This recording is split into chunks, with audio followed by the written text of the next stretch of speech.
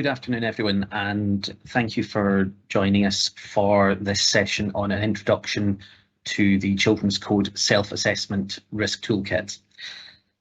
So just first of all, to introduce myself, I'm Colin Farrell. I'm one of the ICO's senior auditors, and that means that my job is to lead on complex and high-profile audit engagements.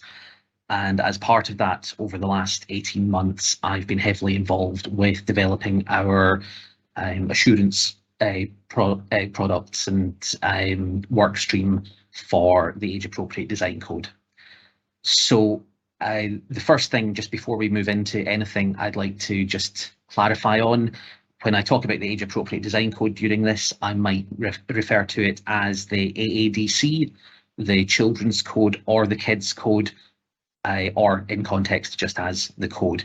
These all refer to the same thing, which is the age-appropriate design code. So first of all, I'd like to just take a minute to go over some basics with regards to the code. And you can see here just a brief outline of it. So I suppose the concept that sits at the heart of the code is that data is at the centre of the digital services that children use every day.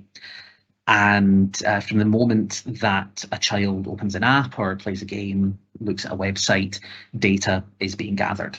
So that always leaves the question of who's using the service, how are they using it, how frequently, and where are they using it from. Using that information, the companies running those services or providing those services can develop techniques that can be used to persuade young people to spend more time using those services, or to shape the content that they engage with, or to tailor the advertisements that are provided to them.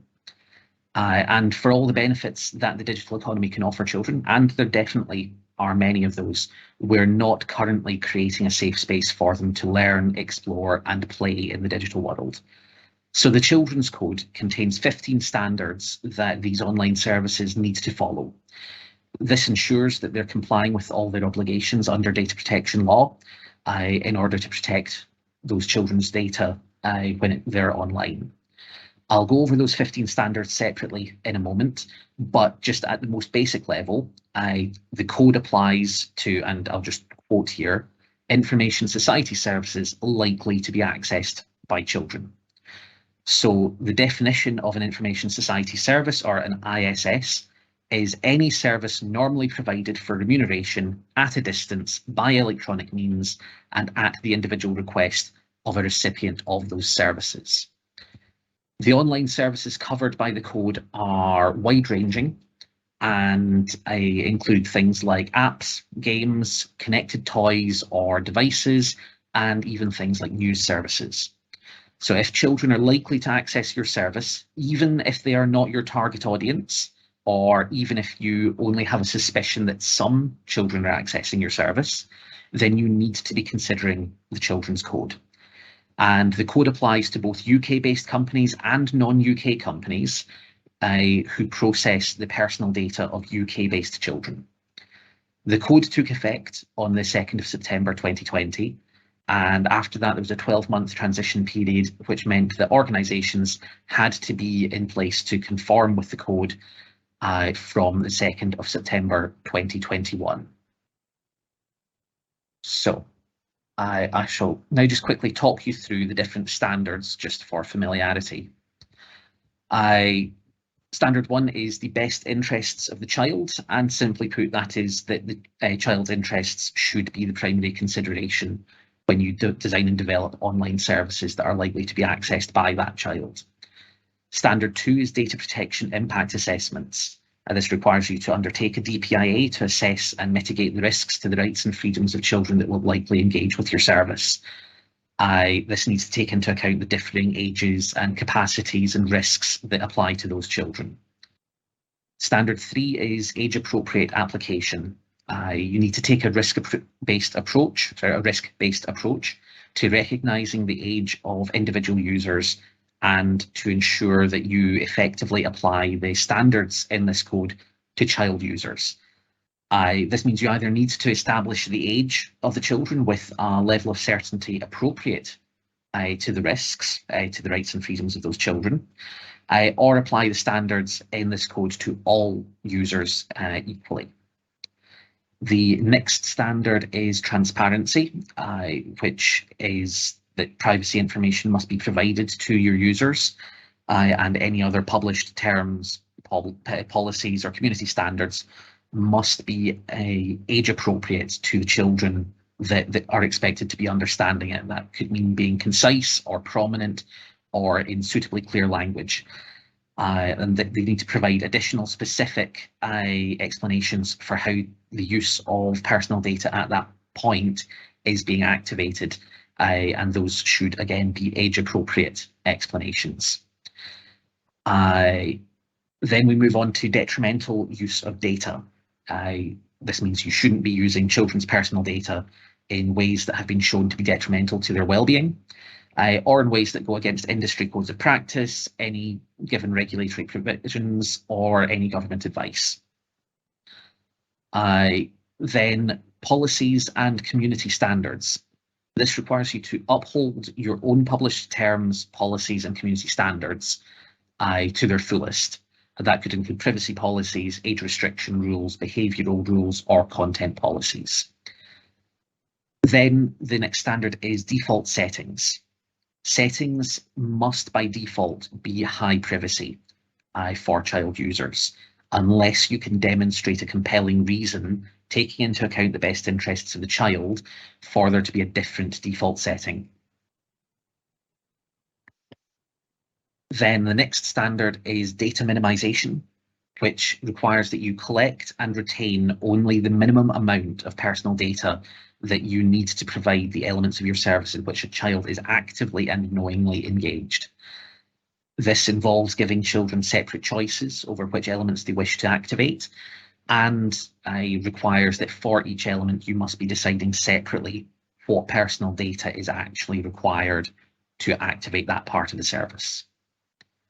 Then the next standard is data sharing, which is, as it says on the tin, really, do not disclose children's data unless you can present a compelling reason to do so, again, taking into account the best interests of the child.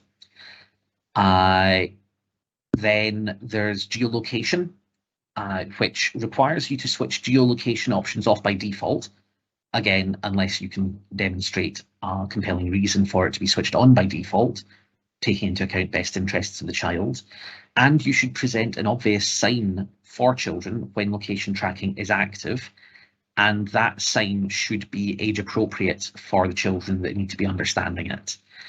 Options which make the child's location visible to others must also default back to off at the end of each session. Then the next standard is parental controls. So if you provide parental controls, and those won't necessarily be suitable for every ISS, you need to give the child age-appropriate information about this so that they can understand the influence that their parent or carer is having, or the access their parent or carer has to the child's online activity. If your online service allows that parent or carer to monitor the child's online activity directly or to track their location, there needs to be an obvious and age-appropriate sign to the child when they're being monitored. Then profiling, standard for profiling, which requires that it is switched off by default again, unless you can demonstrate a compelling reason for it to be on, taking account of the best interests of the child. And you should only allow profiling if you have appropriate measures in place to protect the child from any harmful effects of it. In particular, that should account for profiling which feeds them content that could be detrimental to their health or their well-being. The next standard is nudge techniques, which simply requires that you do not use nudge techniques to lead or encourage children to provide unnecessary personal data or weaken or turn off their privacy protections. However, it does not restrict the use of what you could call positive nudge techniques. The 14th standard is connected toys and devices. So if you provide a connected toy or device, you must ensure that there are appropriate and effective tools to enable conformance with the code. And finally, the 15th standard is online tools. So you have to provide prominent and accessible tools to help children exercise their data protection rights and report concerns. And again, the design of those should be age appropriate to the relevant ages of the children that you are expecting or you believe might be using your service.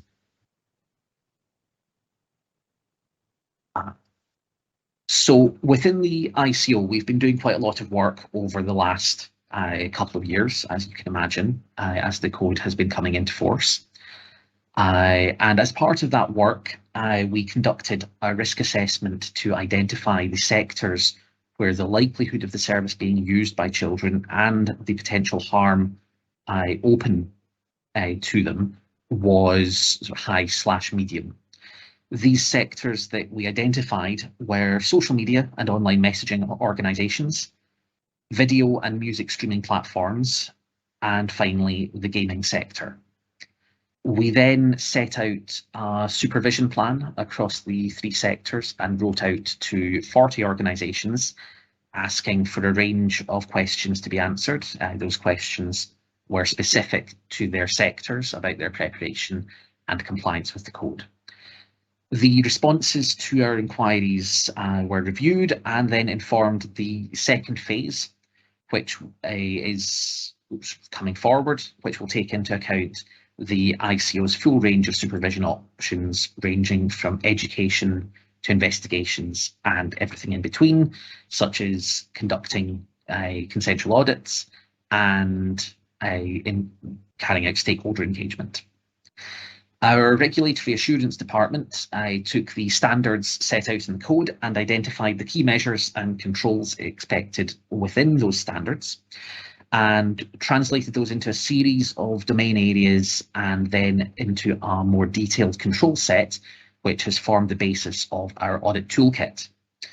This toolkit drills down into the objectives of each control and a statement of risk that it describes what the risk would be should the control not be implemented fully.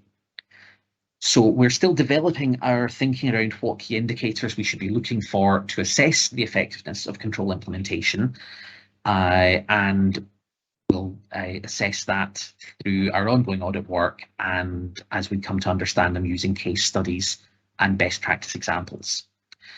To test the effectiveness of our audit toolkit and also to understand how organisations are integrating the requirements of the code into their service and products, we have also developed an audit programme of work, which has covered two approaches: consensual proactive engagements and audit investigation work.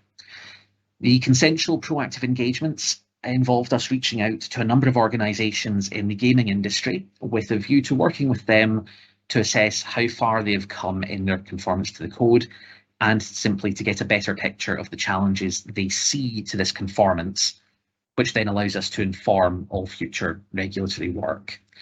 Audit investigation work is audit work that has come as a result of the initial sweep activities carried out into the three sectors previously mentioned, those 40 organisations. Some of them have been referred through to the assurance department to consider for audit work. At the end of this work programme, it is our intention to produce an outcomes report using case studies and outlining the key trends that we've identified as a result of our proactive and investigative audits in the near future. So I'd like to run through a few of the key findings we've had from our audit engagements thus far. These are the challenges that organisations have indicated they're facing in implementing the code. The privacy information that is being provided to users and also other published terms, policies, community standards is not sufficiently concise or prominent or in age-appropriate language. Article 12 of the GDPR requires that you provide children with this information in a way that they can access and understand. and in order to provide children with the specific protection envisaged by Recital 38, you should also provide clear information about what you do with children's personal data in more specific and bite-sized explanations at the point where that personal data is actually being activated. So the challenge is determining how to tailor the content and presentation of the information to the age of the user. Then the next issue is understanding the age range of children likely to be accessing the service and the different needs of children at different ages and stages of development. We have provided some guidance on the different age ranges and what risks may align with those different stages of development, but it is important for the organisation to individually consider what risks would apply in their specific context, and also to identify what age ranges of children are likely using their services. Then the next challenge is the issue of applying appropriate age assurance measures. So you need to take a risk-based approach to recognising and identifying the age of individual users and ensure you're effectively applying the standards to child users. So you either have to establish age with a level of certainty that is appropriate to the risks of your service, or you have to apply the standard to all your users. This code is not prescriptive about exactly what measures you should use to establish age or what level of certainty different methods provide. This is because it will vary depending on the context of your service, the context of your users, and the specifics of the techniques that you actually use to determine age. We want to allow enough flexibility for you to determine the right measure to suit the specifics of your individual service, and also to provide flexibility over time as the age assurance sector develops. You should always, however, ensure that whatever method you're using is appropriate to the risks that arise from your use of the children's data. And finally, possibly the biggest challenge that has been identified so far is retrofitting the new requirements under the code to existing services. That's what the 12-month transition period from September 2020 to September 2021 was provided for, to allow organisations time to do this. But we certainly do acknowledge that it has been a challenge for some organisations.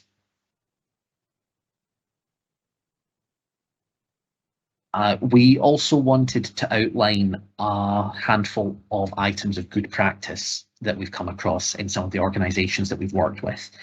And just for context, you should remember that it's mostly gaming companies that we've engaged with at this point.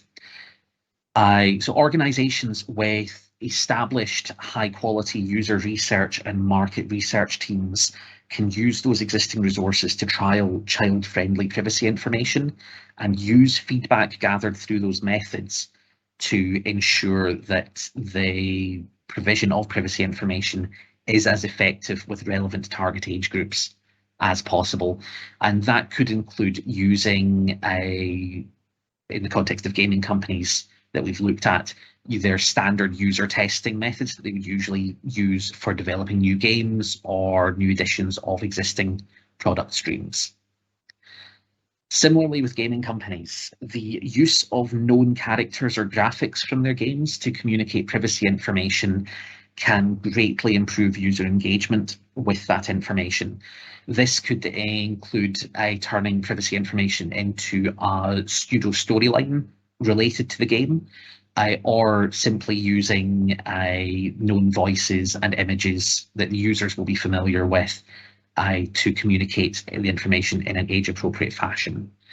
And finally, a key piece of good practice has been taking a particularly granular approach to embedding age-appropriate pro-privacy prompts at every point where a child may be at risk of changing a setting to reduce their level of protection. Online services are notorious for having huge numbers of settings, and so taking that approach is particularly important. And then in terms of privacy by design, we've had some good practice around carrying out ADC specific risk or impact assessments rather than building consideration of the code into wider DPIAs. This just ensures that there's specific and dedicated attention in a dedicated setting for the child-related risks. And having a hard limit or a philosophical approach that is embedded in the organization's fundamentals to use as little data as possible or to maximize privacy. And that ensures that privacy isn't treated as an afterthought. Now, having talked through the basics around the code, onto the meat of this session, and building on our audit work, one of the resources we've developed is the Children's Code Self-Assessment Risk Toolkit. It is developed as a direct result of our work on the audit toolkit and has been created as a way for organisations to review their own compliance and hopefully to help guide you on steps that you could take. So it will help you to conduct your own risk assessment and also to suggest practical steps for you that you can apply a proportionate and risk-based approach to ensuring children's protection and privacy. Using the menu within the toolkit, I'll show you a screenshot in a second, you can assess various identified risk areas within the code and go through a series of risk statements and risk activities and potential harms to children that could exist within your digital service. The tool gives you an opportunity to assess if and how these would manifest in your service and to document your own assessment notes and do a risk assessment, create risk ratings as appropriate. It also provides guidance on practical steps you may want to consider. So we would see it hopefully as serving as a one-stop shop for completing your own self-assessment of risk, combining the risk assessment and action plan into a single document. However, it's not a one-size-fits-all document, and you should always assess everything in the context of your individual online service. So here you can see where you can find the tool on our Children's Hub on the ICO website. It is there and active and available for download at the moment. And this is a screenshot of the menu that I mentioned before. So the tool has been designed as an Excel spreadsheet, so it should be downloadable and savable to your own device and systems, hopefully usable by everyone who needs access to it. It's set up with various toggle options to help you navigate through the different sections. If you click on any of the named standards on that menu, it will take you into key risk areas within each of the code standards. And in some cases, it will break it down into more than one risk area. So once you've selected a risk area, it takes you to a page that looks like this. And what you can see here is that it gives you a description of the standard and the applicable UK GDPR and UN CRC related articles or recitals. That's just to help guide your considerations. It provides a risk statement that outlines the specific risk being considered within this standard. There are exemplar risk activities which may be in play within your digital service that you should consider when conducting your assessment. And then to the right of that, there's a non-exhaustive list of potential impacts or harms to children which may exist if the risk crystallises. We've taken those from our harms framework. And finally, there are links to both the relevant sections of the code on our website and a link to our best interests framework. These sections contain all the information that you need in order to conduct your own risk self-assessment. However, it should be noted, as I mentioned, that the lists provided are non-exhaustive and you should always consider the specific context of your organisation. So once the risk assessment has been completed, you're able to record your findings in the risk assessment summary section of the worksheet, along with any mitigating factors that you've taken into account as part of the assessment. So it gives you space, as you can see on the screen, to record your inherent risk rating, which is obviously your risk rating with no controls or mitigation considered as part of it. And that gives you a benchmark to actually measure the impact of any actions you've taken, and those can be then recorded in the residual risk rating cell, which is the risk rating after you've implemented any controls on it. It will provide you with a high, medium, and low options for rating of risks. That's red, amber, and yellow. And below the risk assessment, you'll see the action plan section. So in this section, there's a list of suggested practical steps that you can take to lower or impact level of risk. But it's non-exhaustive, so it is editable to add your own actions as well.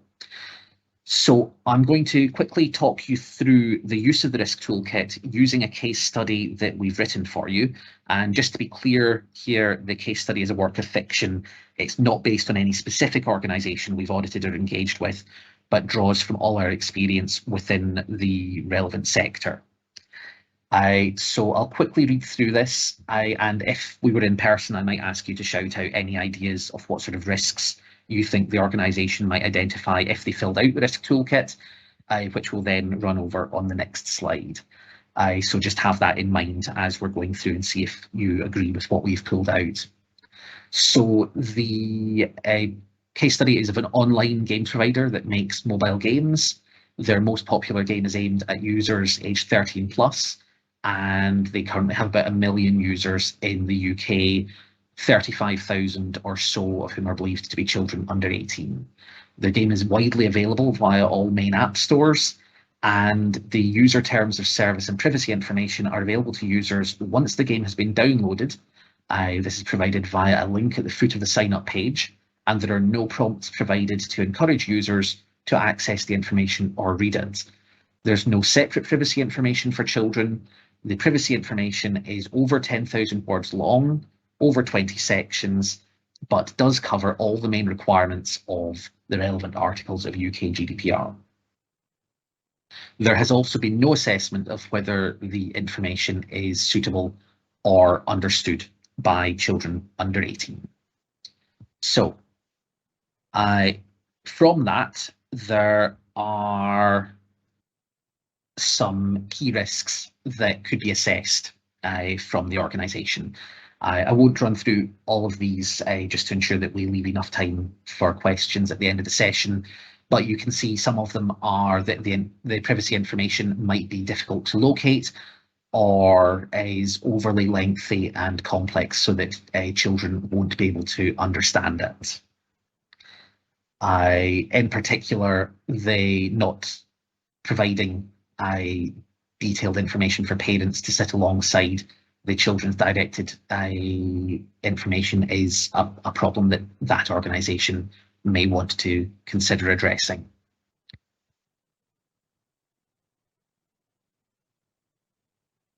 And then the practical steps that are outlined in the tool that the case study organisation could put in place to mitigate the risks that they've identified would include rewriting the privacy information in clear and plain language.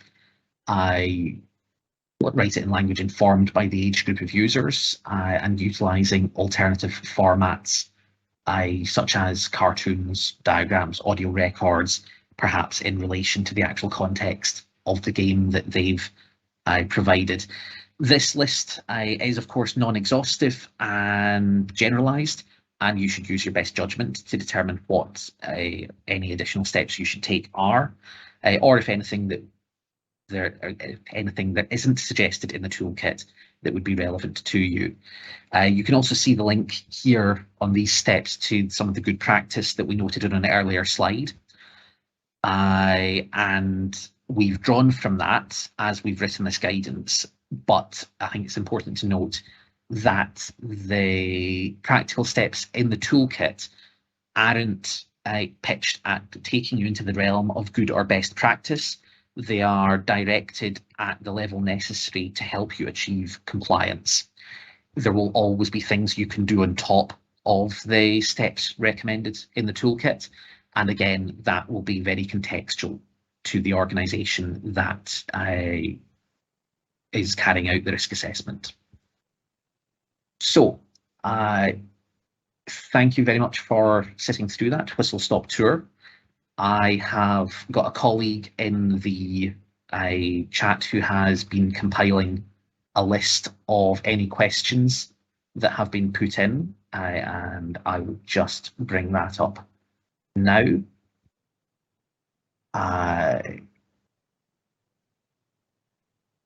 And sorry, 1 second. Let me pull that up as my system decides to stop working. Sorry about this.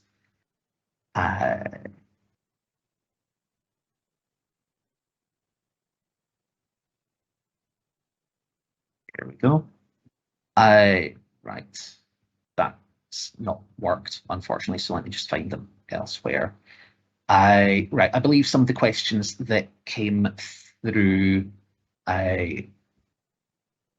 so let me just see what ones. Obviously, I'm afraid I can't answer every question that's come through, so I'll try and pick out the most relevant ones.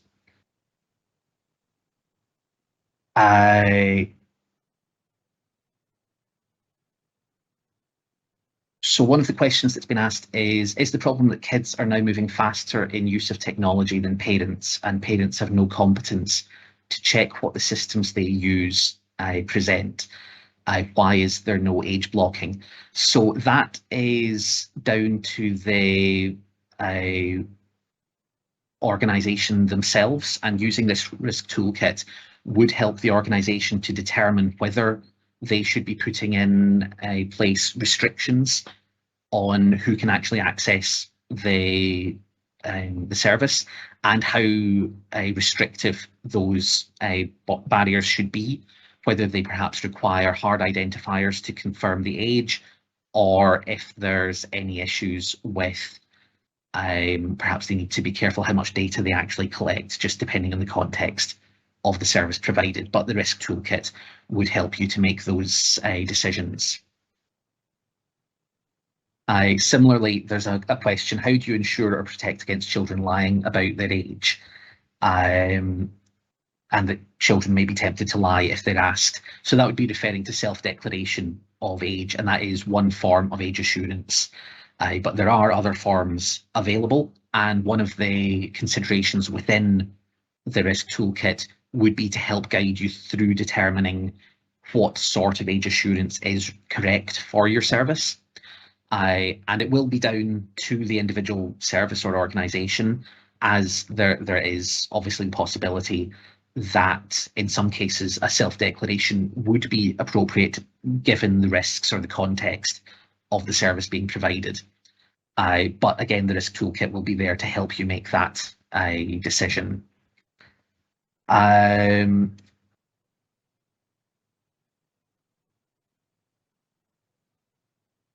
Just check a few more of the questions.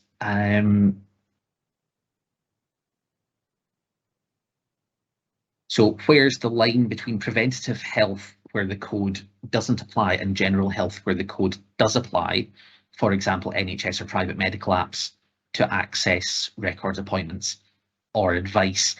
You're correct that that would be a very fine line to draw, and realistically it will vary from organisation to organisation, and also just within the context of the specific services being offered by that organisation. So I wouldn't be able to give a sort of clear guidance on that, but the risk toolkit will help take you through all the relevant thinking about the code, and should help guide you in making that sort of decision. Another question we've got is, if we are a not-for-profit counselling service, is it right that the code does not apply? We would still like to have age-appropriate notices, etc. Well, if the code doesn't apply to what you're doing as an organisation for whatever reason, whether not-for-profit, counselling, or anything else, you can still choose to comply with it. It would provide you with an excellent framework of guidance in order to make your service as child-friendly in terms of data protection as possible. You can voluntarily choose to comply with it, even when you don't actually have to. And just keeping in mind the time, I'll see if I can just find another question. So there was a question: how does a child understand policies and community standards, and is the child ever asked to accept a policy? So I'm not sure about the context that question was asked, which slide specifically it was for, but as a general point, we would expect that any policies or community standards would be written with the age of the likely child user in mind. So if you are reasonably confident, or I should say if you have reason to be confident that the only under 18 users of your service are going to be 16 and 17, the language you use for community standards, for privacy information, for terms of service, for behavioural rules, perhaps if you're talking about online gaming or social media, is going to be very different than if you are operating a service that is likely to be accessed by perhaps a 10-year-old or a 5-year-old. You're going to really need to think in those cases, what could you reasonably expect a child of that age to sit and read and to understand? And those are the two factors. They need to engage with it and they need to understand it. If you can't be confident they're not doing that, so if you cannot be confident that they are doing that, then you cannot rely on your policies or community standards to provide any assistance in complying with the overall standards of the code. And the second part of the question was, is the child ever asked to accept a policy? That would likely only come up if you were talking about a lawful basis for processing in the realm of consent, perhaps, in which case I would point you to our guidance on the ICO website on the issue of gathering consent and the criteria that consent has to meet in order to be valid. So just finally, I appreciate I've not managed to get through all your questions, and I do apologise about that, but I just want to bring your attention just in the final slide to the link that's here, which I believe one of my colleagues is going to drop into the chat for you. It's a feedback survey about the Risk Toolkit, and what we would absolutely love is if anyone downloads the toolkit and implements it or utilises it in their organisation, please give us feedback about it. We want this toolkit to be as useful to organisations that need to comply with the code as possible. So please give us any feedback. Anything we can use to improve the toolkit will be absolutely wonderful.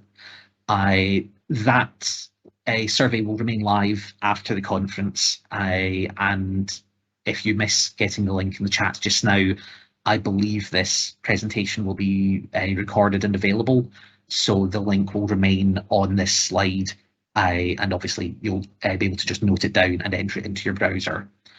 And also please feel free to get in touch via any of our social medias to provide feedback on the toolkit as well.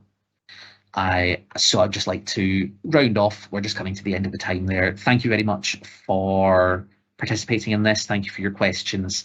And I do hope that you find the Self-Assessment Risk Toolkit very useful for your organisations. Thank you.